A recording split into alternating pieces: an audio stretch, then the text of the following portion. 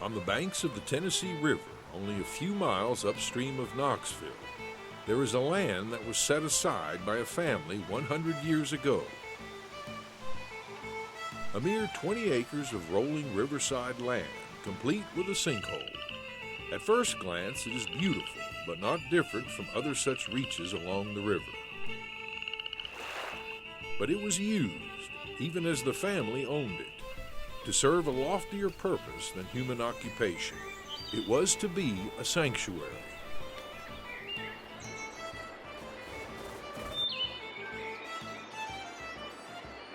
The property was in sight of a growing city that was sure to swallow it in the coming years. However, that didn't happen. It has remained as it was 100 years ago when the family bought it, secluded and surrounded in the middle of a developing city. And what is even more unusual, the land did not pass down through the family. They owned it but for one generation. But in that period of time, the family's distinctive lives, their enthusiasm and inventiveness, their passion and personal heartbreak, so marked this place that today it's simply known by their name, Imes. Hi, I'm Bill Landry, and this is the Heartland Series. When H.P. and Alice Imes bought this land in 1910, they had distinctive ideas on how they would use it. And perhaps more importantly, even then, they had plans to share it. On this program, our cameras will explore the trails and sites of the original property. You'll spend time in the cover of Imes Nature Center woods and enjoy the bird life they so passionately protected, and walk the informal gardens they left behind. Today, the original 20 acres has grown into 275 acres and contains a landscape unlike anything, anywhere in a city. The story of Imes, above all, is the story of a family. In the mere 50 years they lived here, they created a touching legacy. As it did in their day, the defining moments of the Imes family life will interweave with the natural life that surrounded them. Join us as we tell the story of their place by the river. I can't think of a better place for our kids to grow up. No, it's beautiful here.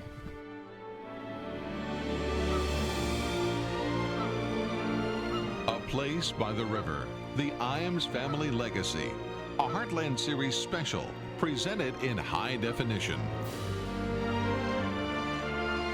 Brought to you by Home Federal Bank and GMC Terrain.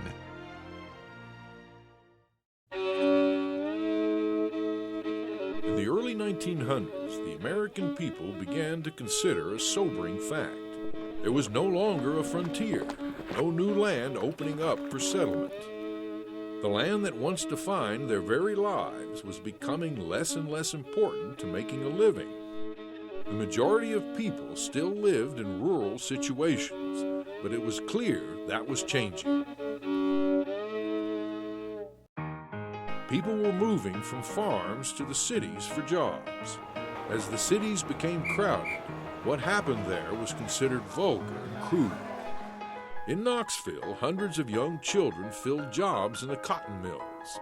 This city way of life seemed the antithesis of the rural ideal. The reaction to this sudden cultural change led to several reform movements. The notion that land should be preserved or set aside for public use was one of those movements. It was a new idea with considerable opposition. Many political battles would be fought over the concept of public lands. Naturalism also began to have a presence in the culture. As people realized that both land and animal life were finite, that is, it wasn't limitless, there was a real effort to study life in a scientific manner and to preserve it for future generations. Conservation entered into the dialogue of a population that had never considered it before. This is the world that H.P. Imes and Alice Yo lived in. Both were well educated for the time and from successful and respected families. H.P. attended the University of Tennessee and then an art school in Ohio. He became a commercial artist upon his return to Knoxville. Alice Yo was born in Jefferson City, Tennessee, the daughter of a Civil War Confederate veteran. Her father was an attorney and later mayor of West Knoxville. H.P. and Alice were married in 1908. They embraced the new sensibility about preservation. Their honeymoon was spent hiking in the Smoky Mountains, not for a day, but for a week.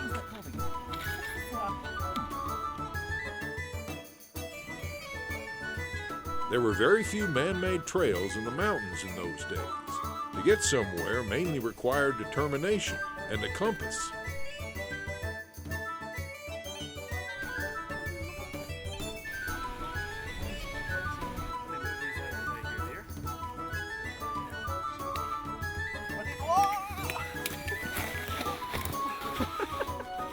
Don't make the same mistake I did, dear. Here, let me help you. I'll catch you.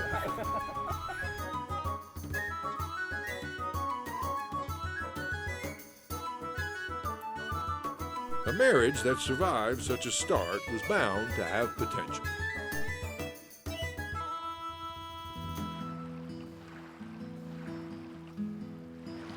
They celebrated an early anniversary with a canoe trip to Chattanooga from Knoxville.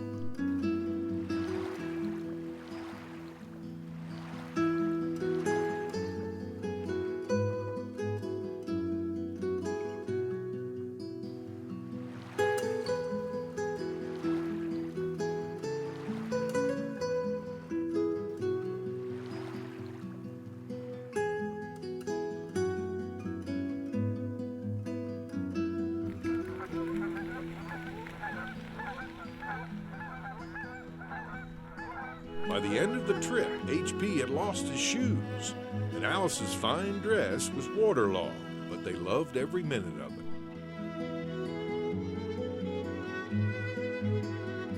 Their start of a family came fairly late in life. Their first child, Elizabeth, called Izzy, was born in 1909. H.P. was 32, Alice 28. Shortly after Izzy's birth, they went looking for land closer to town. This land has got so much promise. They settled on 20 acres in South Knoxville along the Tennessee River.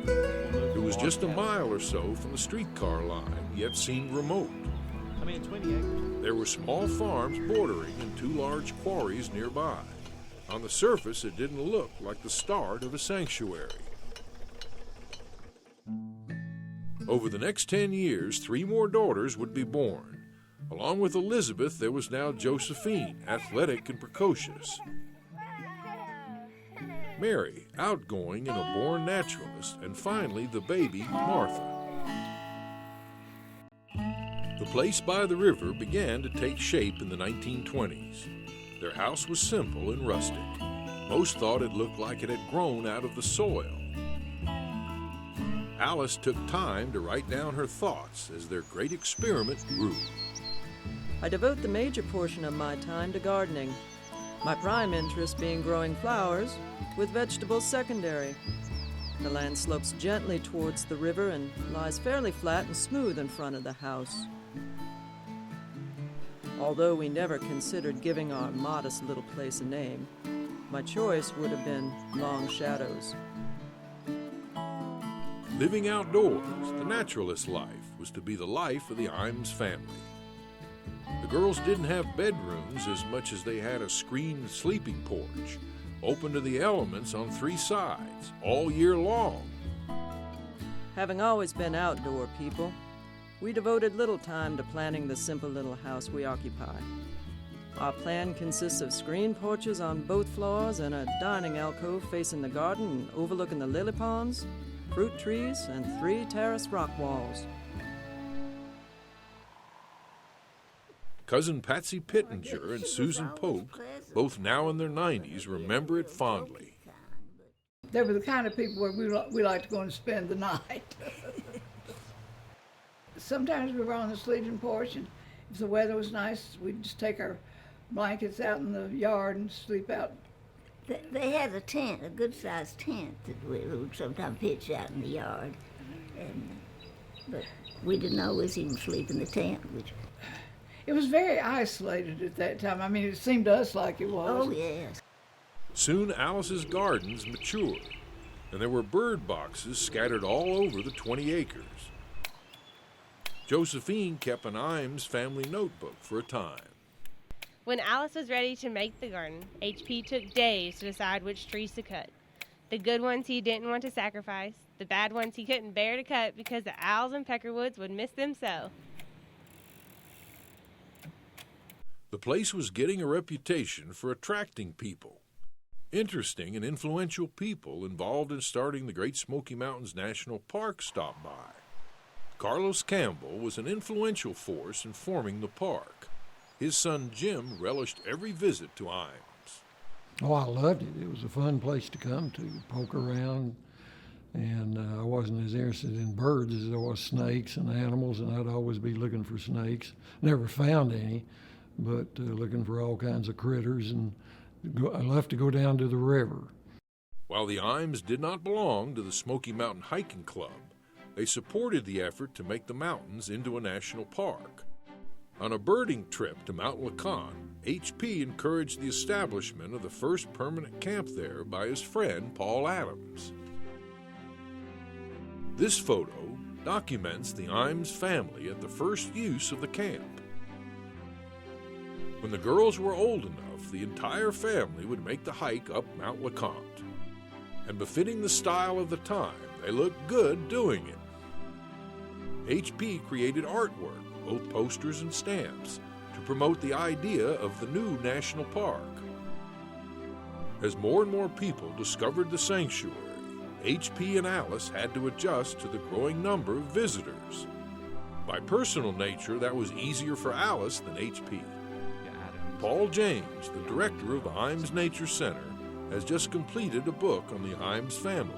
They really were chalk and cheese, the fact that they were so different in their way of life, in a way, in terms of the things that they enjoyed, in terms of social interactions, and yet they were both alike in terms of their passions for the outdoors and native plants and horticulture and ornithology. H.P. apparently could not abide to go to a party.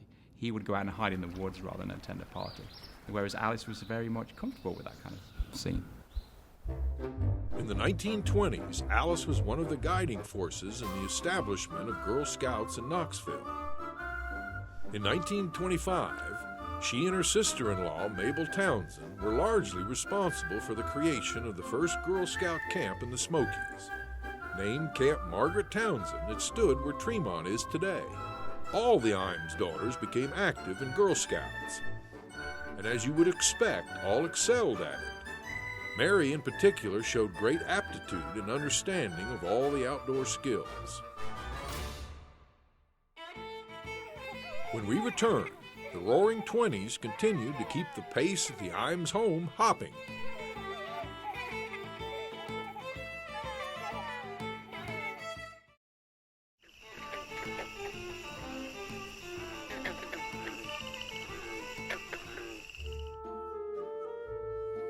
The daughters of Alice and H.P. Imes were presented with an extraordinary life for the time.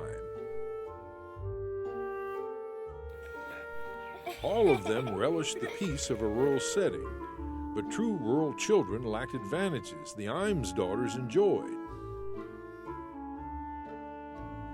The Imes girls had access to the good schools and modern conveniences a city could offer. Yet they could escape the coal smoke sky, congestion and stench of downtown Knoxville whenever they returned home. Alice and H.P. doted over the girls in every way possible. They embraced the natural world, they embraced life. I mean, obviously the four daughters were the center of their world when they were young, and just, the coming and going of people. When the house was well established and the garden was established, and it must have really been a place to be.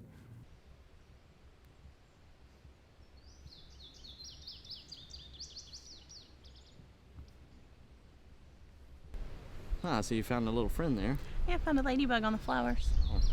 Yeah, Alice, I was thinking, I think it'd be nice if maybe we put a pond right here in this area. Oh, that would be lovely. I think the girls would like it a lot. Oh, the Tennessee River's nice to swim in, but what with the current, Could be a Yes. little dangerous. It'd be nice to have more of a controlled environment, don't you think? I think the girls would love that. I think so. What do you think, little ladybug? The Lotus Pond soon became a reality, but HP's thoughts of keeping the girls safe went unheeded. They were going to swim where they wanted to.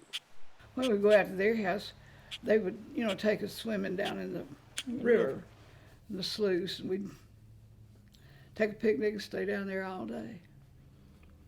We just had a good time. Young Josephine put it this way in her journal. We didn't get civilized until we went to town. There seemed to be a photographer and an opportunity for a picture at every growing moment in the girls' lives.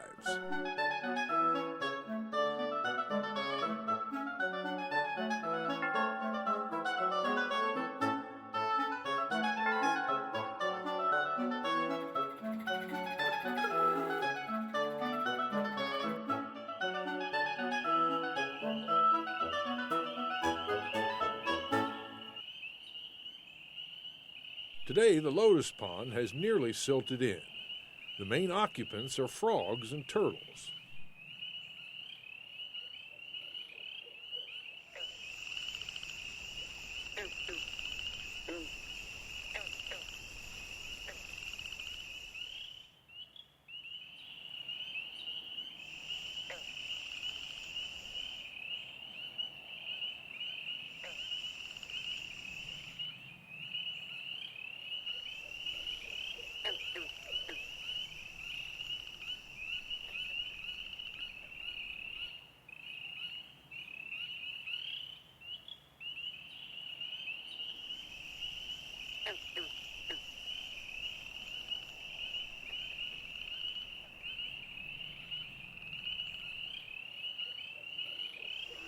Also in the pond is an eastern newt. They are an aquatic salamander for most of their lives. They hatch from eggs laid by the adults in the pond. They remain in the pond for the first part of their lives. When they reach the juvenile stage, they shed their gills, leave the pond, and become completely terrestrial. It seems almost an act of rebellion. They become bright reddish-orange with red spots outlined in black. After spending 2 years as a terrestrial salamander, they return to the water for the rest of their life. They can live as long as 15 or 16 years.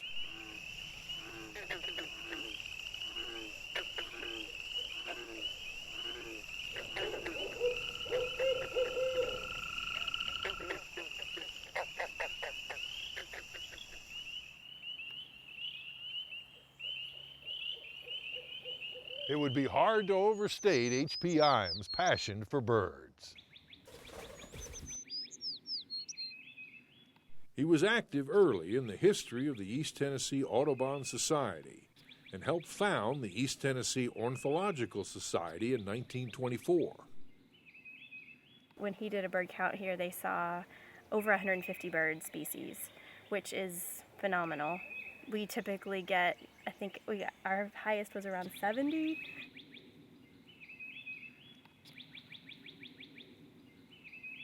He was really an advocate for preservation of habitat, which 100 years ago, that was kind of a more progressive thing.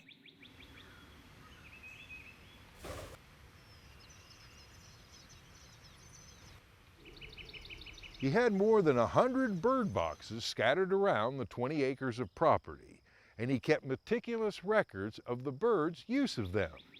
Keep in mind that pre-1920s, birds were something you shot.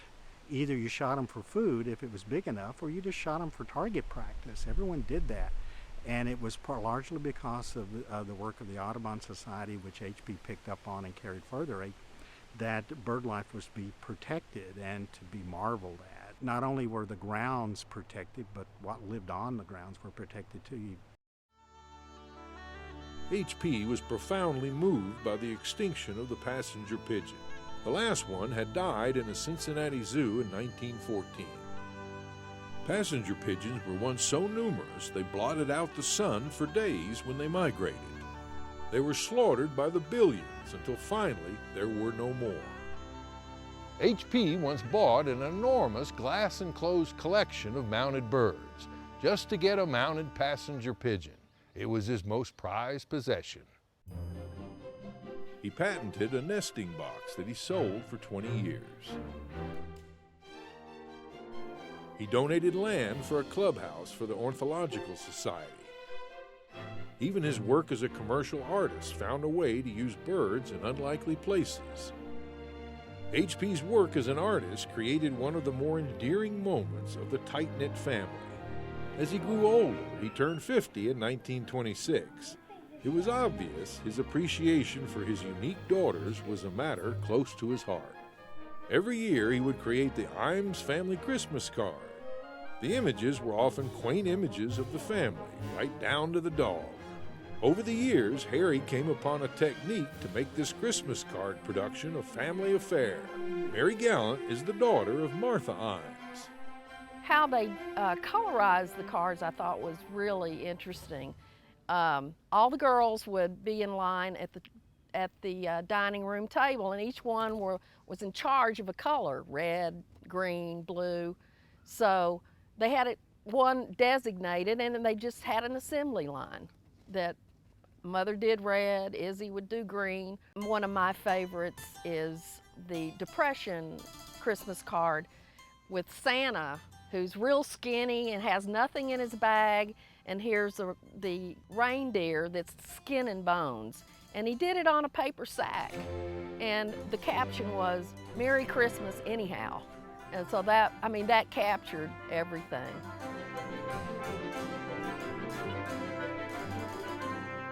When a place on the river returns, the Iams family's idyllic way of life is dealt a blow none could have imagined.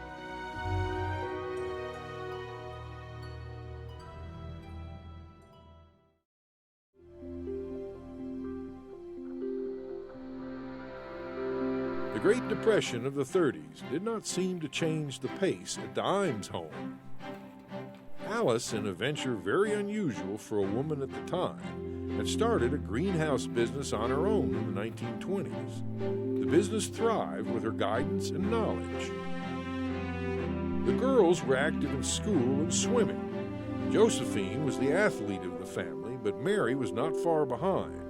It was Mary's personality that caught everyone's attention. She was popular with the boys and the girls.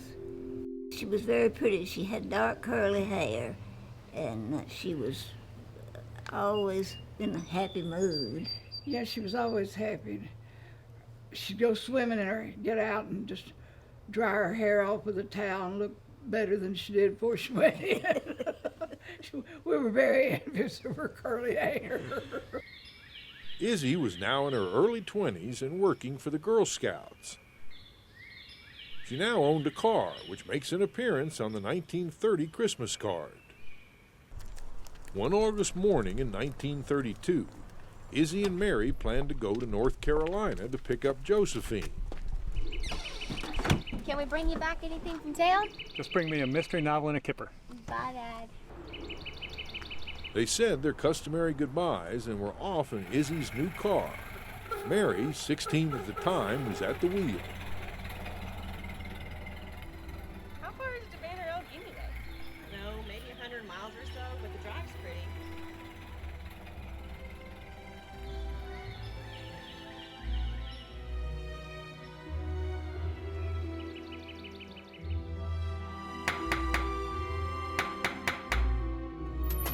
Mr. Iams, I'm sorry to inform you there's been an accident.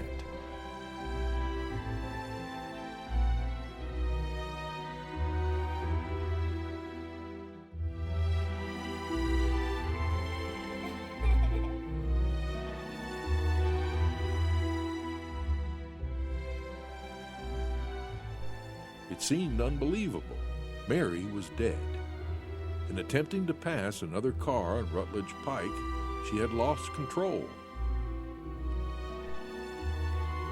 I remember my mother saying that she heard a primal scream howl from my grandmother, something that she had never heard before or since when she found out.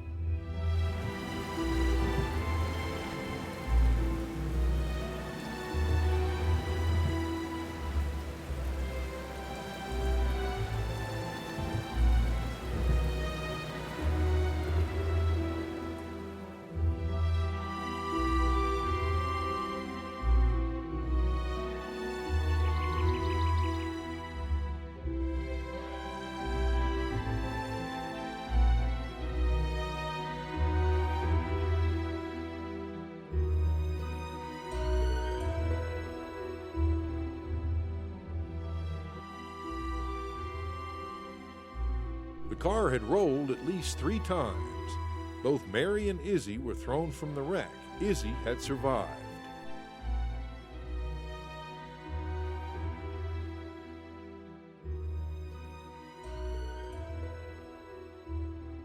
The Imes family had such a well-known reputation in Knoxville that Mary's death was front-page news. The week prior, she had been in the paper for winning swimming medals. The same photo ran with the car accident story.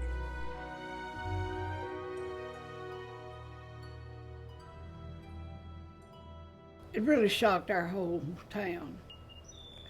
It was devastating. They never talked about it very much, but she was, I guess, the most outgoing of the 4 girls, and she was really left a hole in the family. The great sadness and tragedy, not only in any life passing away when you're 16, but the obituaries in the local papers, really spoke to that people loved Mary. She was beloved by people. The loss was felt by all the sisters, including the baby, Martha. There was a song called Going Home that was played at her funeral, and I can remember, she didn't talk about it a lot, but when she heard that, I don't think she ever got over it. It changed her, that whole thing. Death is a part of the natural world, but even the naturalist H.P. Imes could not easily come to grips with the loss of his beloved Mary. She may have been H.P.'s favorite, I don't know that for sure, but he was devastated. I think it took him a long time to recover from her death. A lot of his energy was taken away from the rest of the family. I think they were hurt by the degree that he pulled away from them. Izzy moved away from Knoxville shortly after the accident. She took a job with the Girl Scouts in Winston-Salem, then Nashville, and ultimately in New York City. She would never live in the Island Home Sanctuary. However, she did visit at least once a year. It was likely Alice who rallied the family. She was a strong personality and had a straightforward approach to life. Work harder. Josephine was nearing adulthood. Martha certainly still needed parenting. The greenhouses needed attention in the gardens. The reality was life had to go on. It was the natural way. As a memorial to Mary, the Imes donated 2.5 acres of their sanctuary to the Girl Scouts. The property was made into a day camp, and the Girl Scouts named it Camp Mary Imes in 1939. It operated until the 70s. We gained some insight into the intensity of Alice's feelings toward Mary and the Girl Scouts in a letter she wrote to a Girl Scout council member. While I am writing, I wish I could say a few of the things that have been in my heart these past few months, but which I have found impossible to put into words. What you cannot possibly know is how deeply touched and how greatly we appreciate the tribute to our Mary in giving the day camp her name. We love to see the girls come trooping in. We love the sound of their voices, their songs and happy laughter. In a way, they revitalize the memory of the one who has gone. Elizabeth and Joe are full-fledged adults now, and even Martha, our baby, on her birthday will have reached her majority. But Mary, precious little Girl Scout, is and will forever be young. Please convey this belated acknowledgement to the members of the council. Gratefully and affectionately, Alice Yo Imes. Ruth DeFries first met Alice Imes in 1938 when she was leading a Girl Scout troop onto the Imes property. Today, at 99, Alice Imes remains one of her most unforgettable characters. When my husband asked me that night, "How did you get along with the Girl Scouts today?" I said, "Oh, that was fine." But the most fascinating thing was Ms. Imes. I found my father again. They were twins in.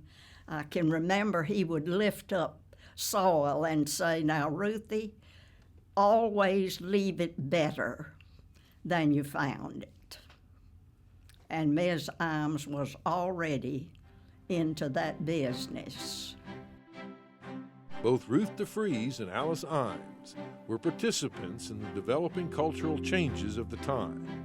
For the first time, women were being accepted in positions outside the home.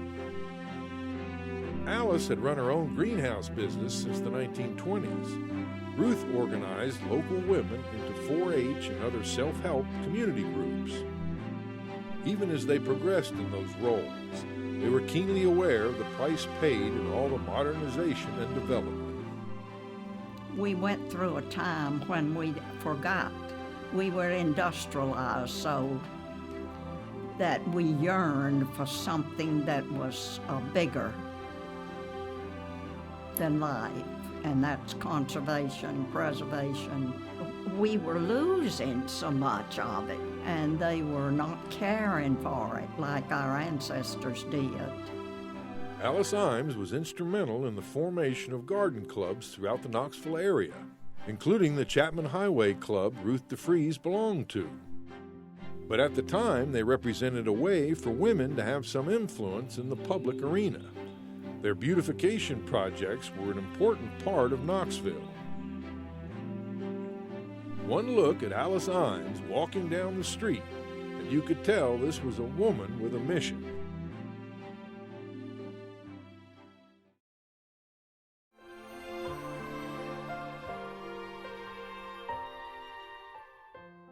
As the 1940s came to a close, Alice and H.P. were alone in their rustic house, the girls out on their own.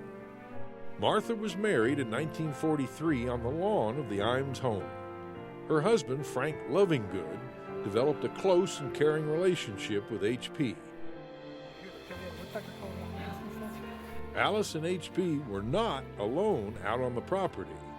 Between the birders, the garden clubbers, and the Girl Scouts, they were rarely without visitors.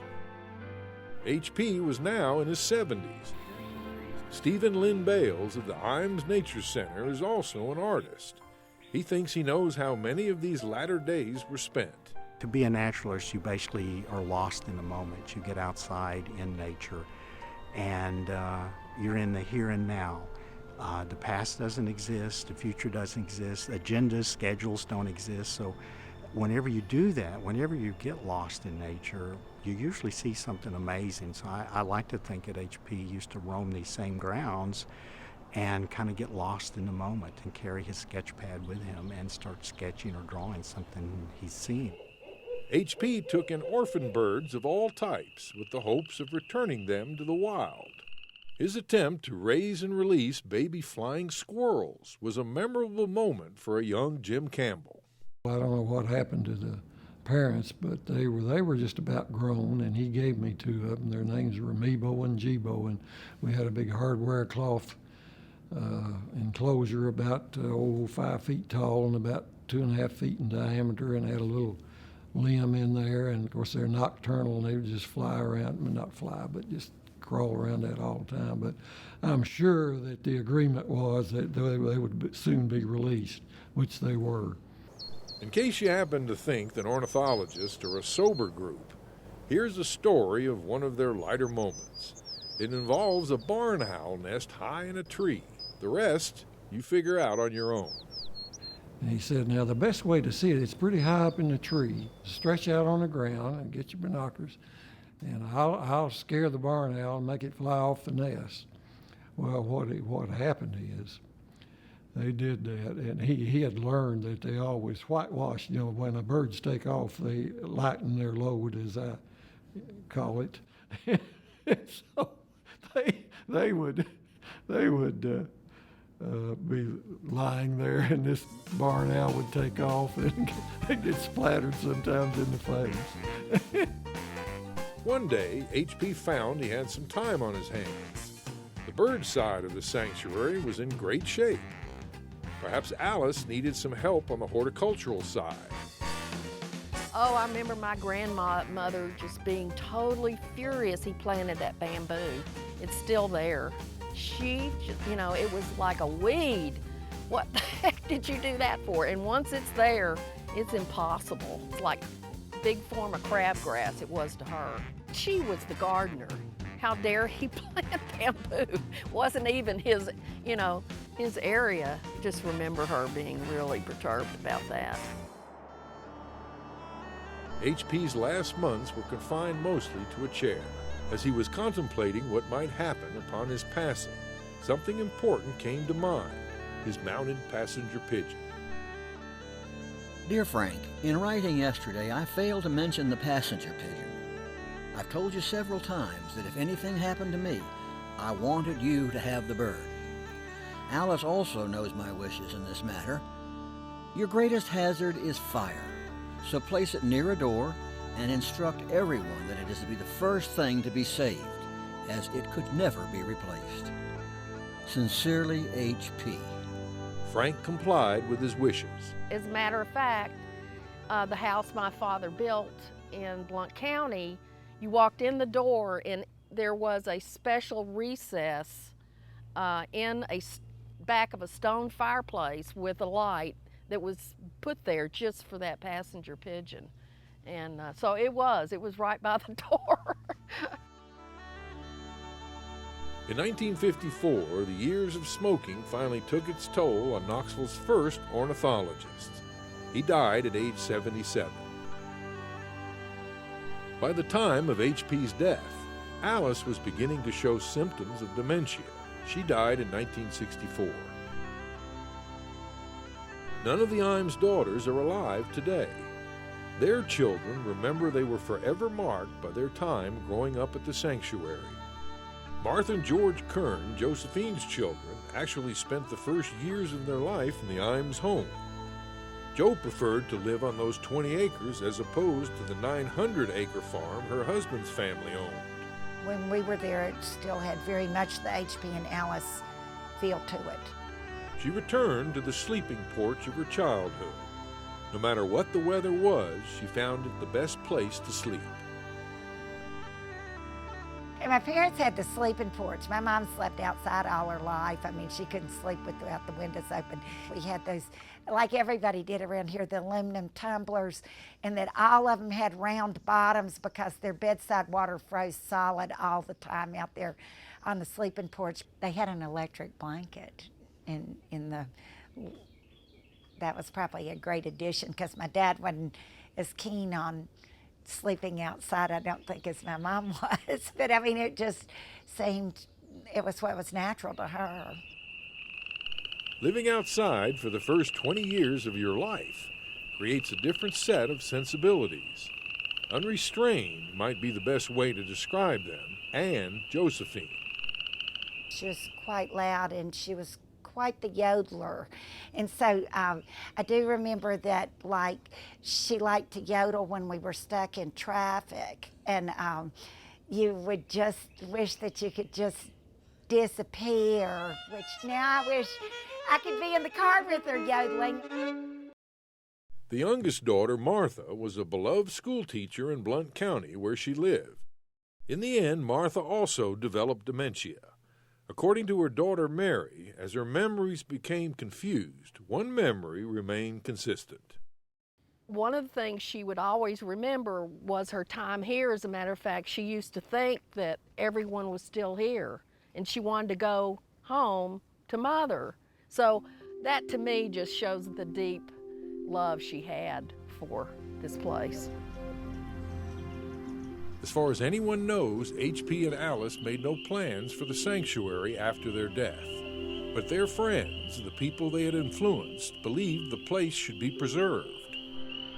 After funds were privately raised to buy it, the city took receipt of the Imes property. It was dedicated as a city park in 1968. Imes Nature Center is the end result of that process.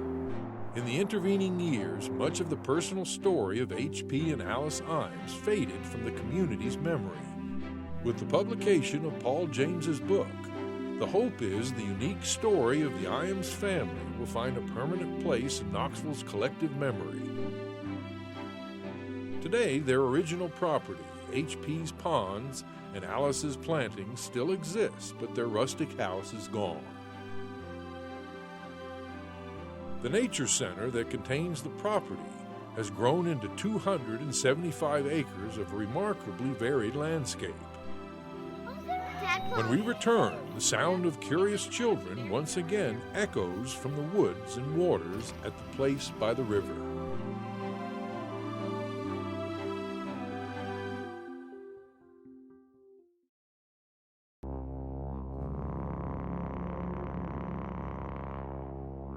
The Imes Nature Park, as the property was then called, developed over the years.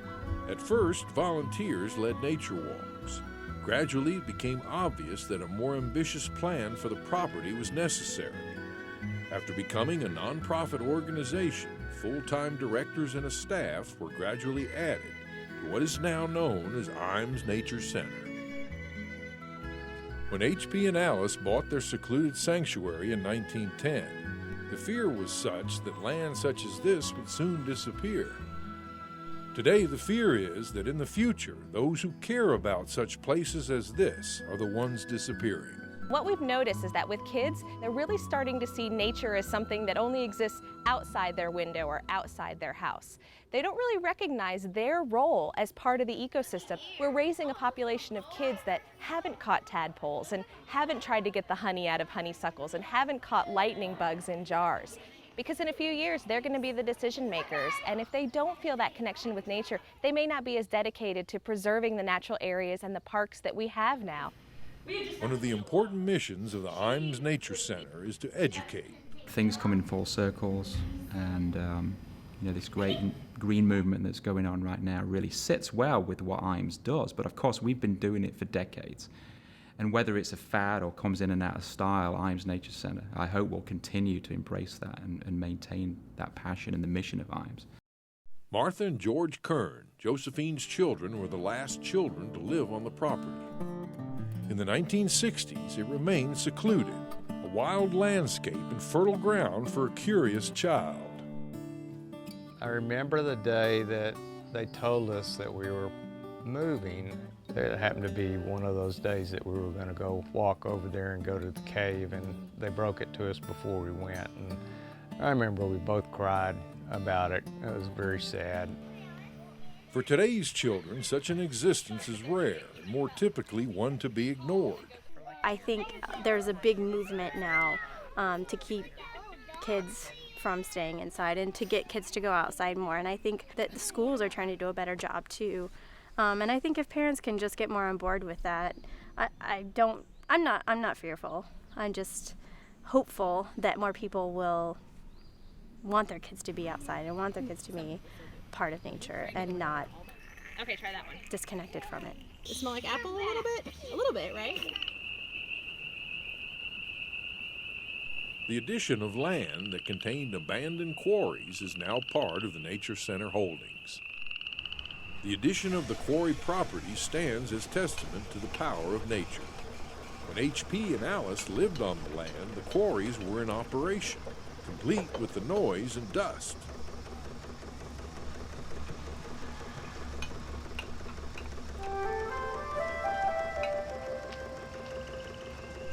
Today, the gradual and unrelenting power of plant life is slowly reclaiming the landscape.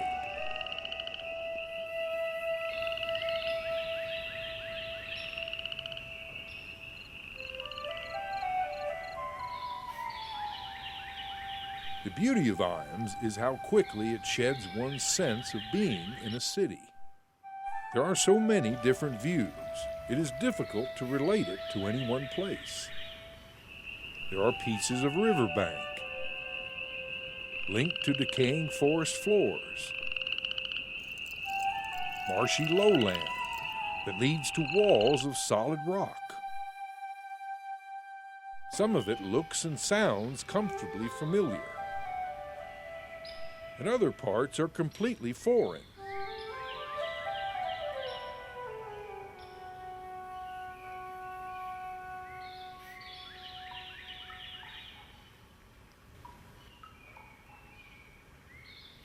On the original 20 acres, the plantings of Alice Imes mesh with the landscape. Everywhere, descendants of H.P.'s bird population define their territory. There are different caretakers now, of course. It is public land. Many who visit here do not make the connection between the land and the family. It is not a requirement.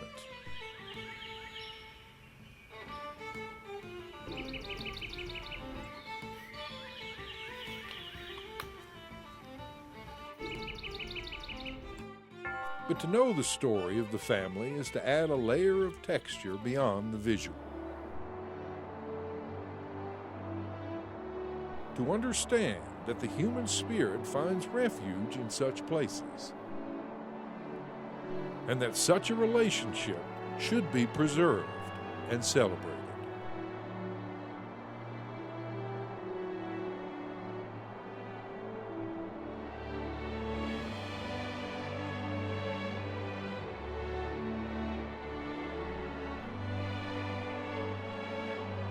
I'm Bill Landry, and this is the Heartland Series.